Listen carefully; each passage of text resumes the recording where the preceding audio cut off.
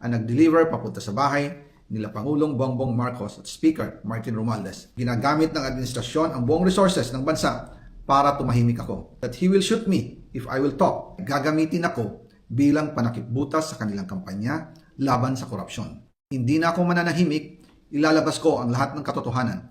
May resibo, may ebidensya at may pangalan. Kaya po nagtataka ako kung bakit sinasabi ni Pangulo na hindi niya makilala ang budget. Samantalang lahat na binawas at dinagdag sa mga ahensya ng gobyerno ay humihingi ng approval sa kanya si Sec Mina Pangandaman. The following day, sinabi ni Sec Mina approve na si Presidente BBM sa lahat na binawasan na ahensya. Masaya na ang Pangulo dahil naipasok ang gusto niyang 100 billion in section. Ako lang at ang aking mga tao, sila Paul Estrada, Marty Sy, at ang aking mga security ang nag-deliver papunta sa bahay nila Pangulong Bongbong Marcos at Speaker Martin Romualdez sa North Forbes Park, South Forbes Park hanggang sa Malacanang. Yung mga deliveries po ay merong record ang aking mga tao. Totoo po yung sinasabi ni Orly Gutesa na nag-deliver siya sa Forbes Park.